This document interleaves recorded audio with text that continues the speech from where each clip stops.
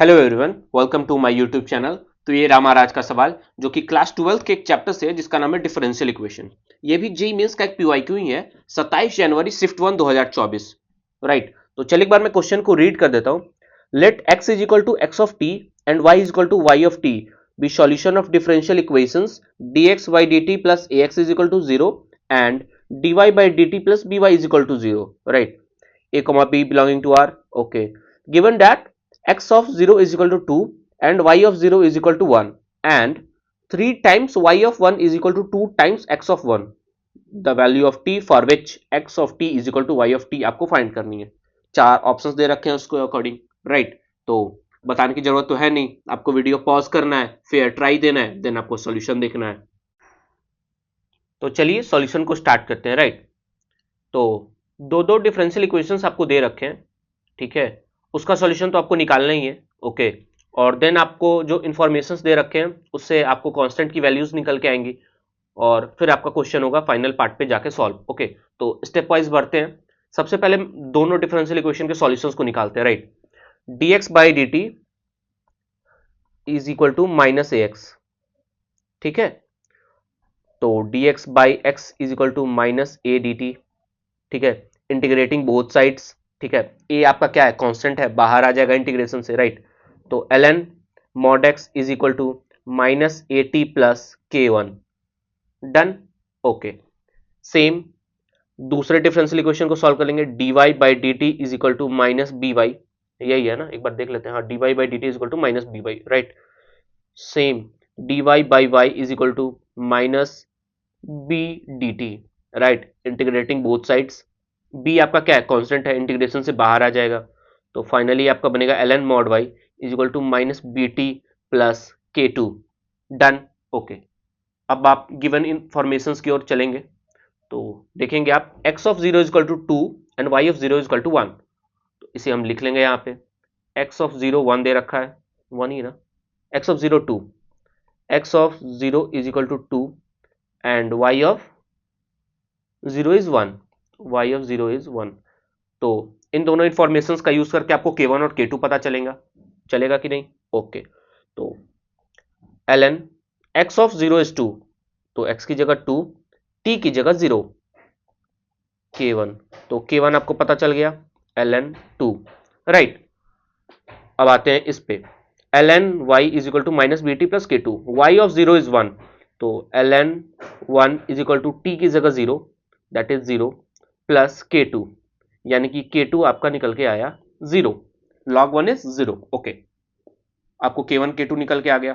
तो final differential equation आप solve कर लेंगे, आई मीन लिख लेंगे प्रॉपर कांस्टेंट के साथ। ln mod x is equal to minus a t plus ln two, इधर क्या हो जाएगा आपका ln mod y is equal to minus B t. Done. चलिए, एक और इंफॉर्मेशन है जिससे आपकी ए और बी में रिलेशन निकल के आएगी, ठीक है। देखिए, आपका किसी ऑप्शंस में ए या बी यूज नहीं है, इसका मतलब ए और बी आपका एलिमिनेट होगा। तो नेक्स्ट इंफॉर्मेशन की ओर चलते हैं जिसमें दोनों के आपस का रिलेशन दिया है। यहां देखिए आप, three times Y of one is equal to two times x of one. Three times Y of one क्या है, three times Y of one is equal to two times x of one, यही है ना, देख लेंगे आप।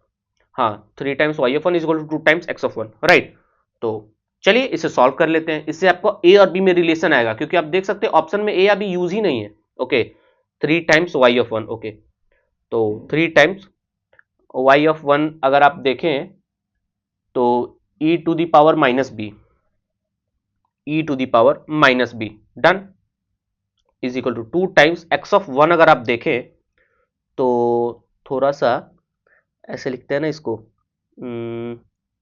X by to, इसको हल्का सा मैं सिंप्लीफाई करके लिखता हूं। वेट, एक्स ऑफ वन है ना, तो हल्का सा इधर लिखता हूं मैं, this minus l n two is equal to minus a t. Right, आपको निकालना है एक्स ऑफ वन। ओके, तो l n x by two is equal to minus a, t की जगह आपने वन डाल दिया, तो x by two is equal to e to the power minus A.